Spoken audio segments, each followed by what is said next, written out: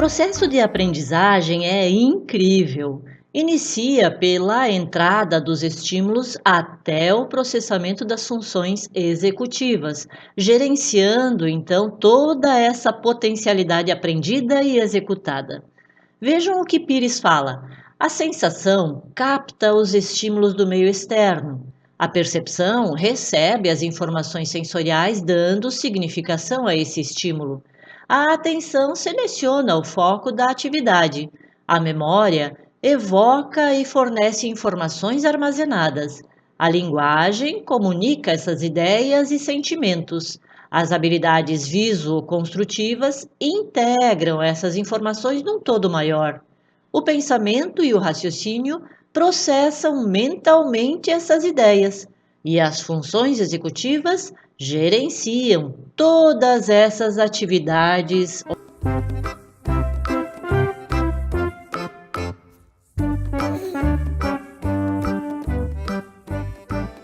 O que são funções cognitivas? Tudo o que nós fazemos no dia a dia utilizamos a nossa capacidade cerebral. Pensar, falar, ler, escrever, planejar, observar, lembrar. Todas as ações dependem da articulação das funções cognitivas. E Amaral nos diz que as principais funções cognitivas são memória, atenção, linguagem, funções executivas e percepção.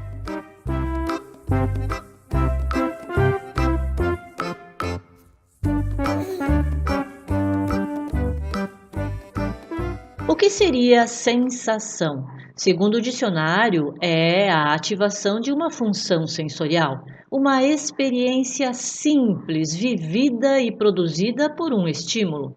Para entendermos um pouco melhor sobre esse assunto, nós vamos ver o conceito de integração sensorial e disfunção sensorial. A integração sensorial é o processo pelo qual o cérebro organiza as informações vindas dos sistemas sensoriais em uma resposta adaptativa adequada.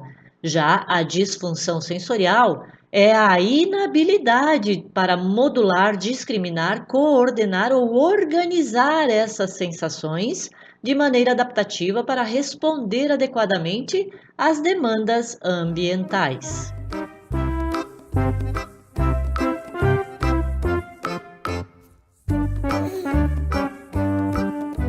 Vamos tentar entender essa questão.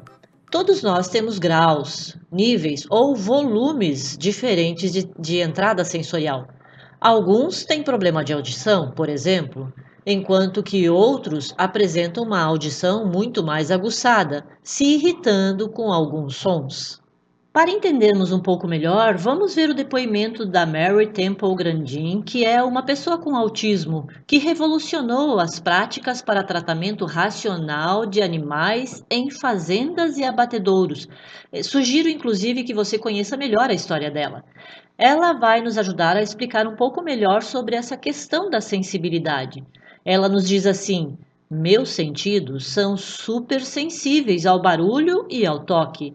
O barulho, especialmente quando é bem alto, dói meus ouvidos e eu evito ser tocada para não ter que sentir aquela sensação opressiva. E ela continua dizendo: minha audição funciona como se usasse um aparelho auditivo cujo volume só funciona no super alto.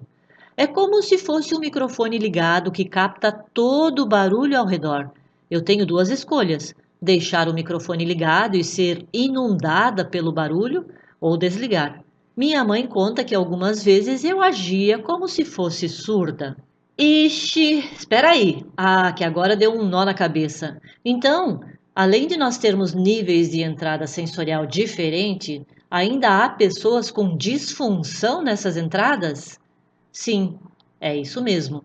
É por isso que algumas pessoas com autismo têm dificuldade com o barulho, por exemplo, porque entra tudo ao mesmo tempo.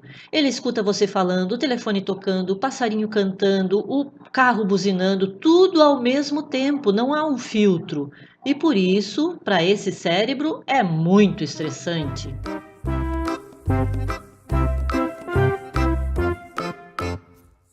Muito bem, nós já aprendemos que temos 5 sentidos: visão, audição, tato, paladar e olfato. Mas falando em desenvolvimento, nós temos que lembrar que temos mais dois sentidos muito importantes que ficam esquecidos porque amadurecem mais cedo na criança. Nós estamos falando do sistema vestibular e o sistema proprioceptivo.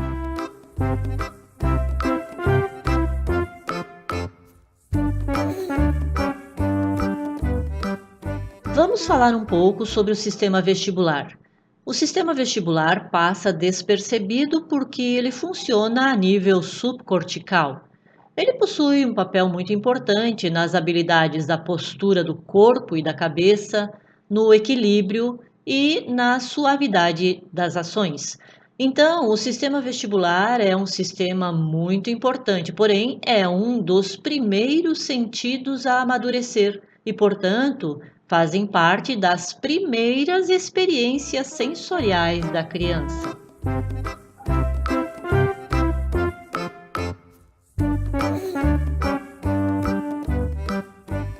Onde se dá o processo do sistema vestibular?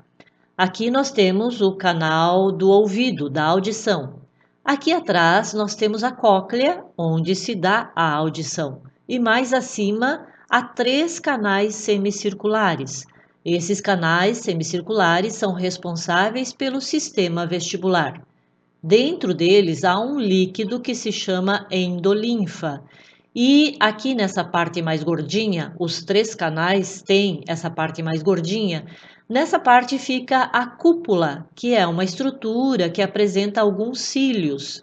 Conforme o movimento da cabeça, esse líquido se movimenta mexendo esses cílios, dando então a sensação do movimento e da percepção corporal.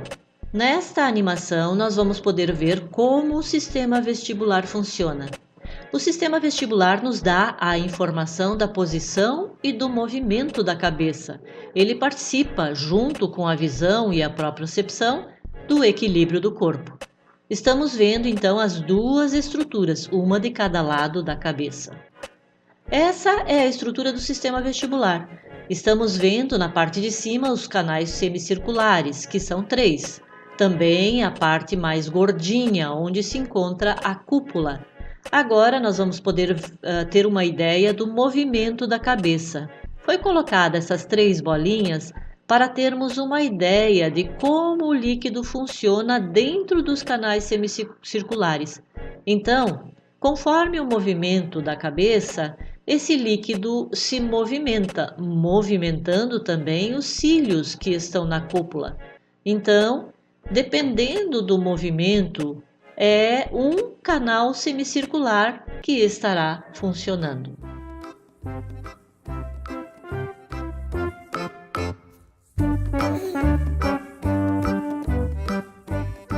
Nós que trabalhamos com crianças precisamos ficar atentos se essas entradas estão funcionando adequadamente.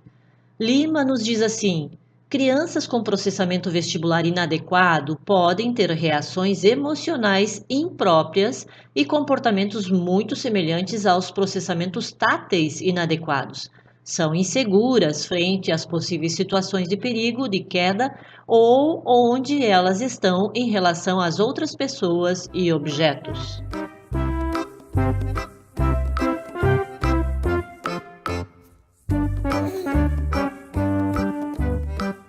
A terapeuta ocupacional é a profissional mais indicada para fazer essa avaliação mais aprofundada das entradas dessas sensações. Mas nós, professores que estamos em contato com a criança, também temos condições de verificar se alguma coisa não está funcionando muito bem. Então, alguns sintomas de hipossensibilidade relacionada ao sistema vestibular, nós poderemos observar poucas reações de equilíbrio, má coordenação em um dos lados do corpo, dificuldade no ritmo, dificuldade em cruzar a linha média.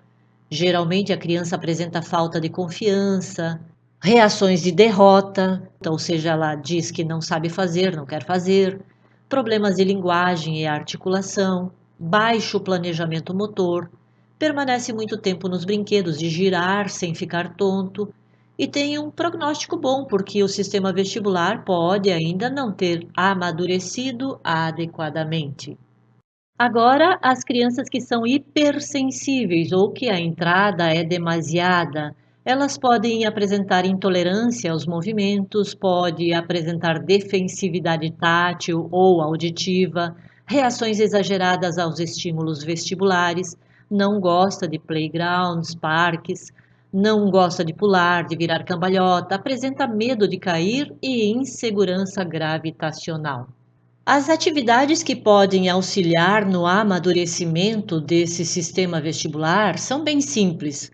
Elas precisam ter movimentos e precisa direcionar a cabeça, focalizando em alguma atividade.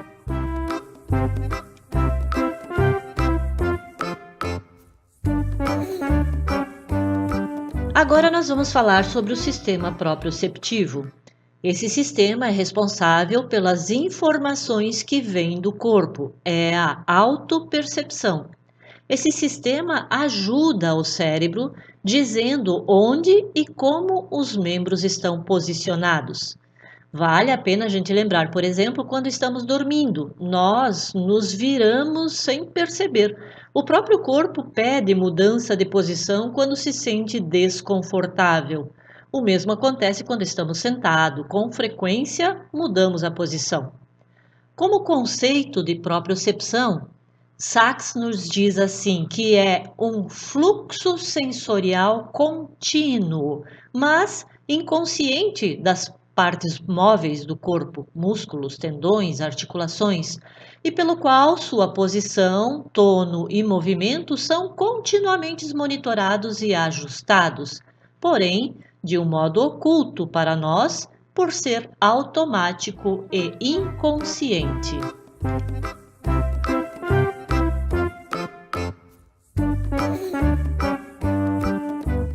Pessoas que têm uma hipersensibilidade normalmente apresentam resposta exagerada ao contato físico, como abraços, cumprimentos e manuseios físicos. Fica pouco confortável também com atividades físicas. Já as hipossensíveis, é muito comum derrubar as coisas, trombar nas pessoas ou nos cantos das portas. É desajeitado no vestir, no brincar, na escrita, tem uma postura pobre, é pouco consciente da sua força ao brincar ou nos esportes ou nas relações sociais. Geralmente apresenta movimentos mais brutos.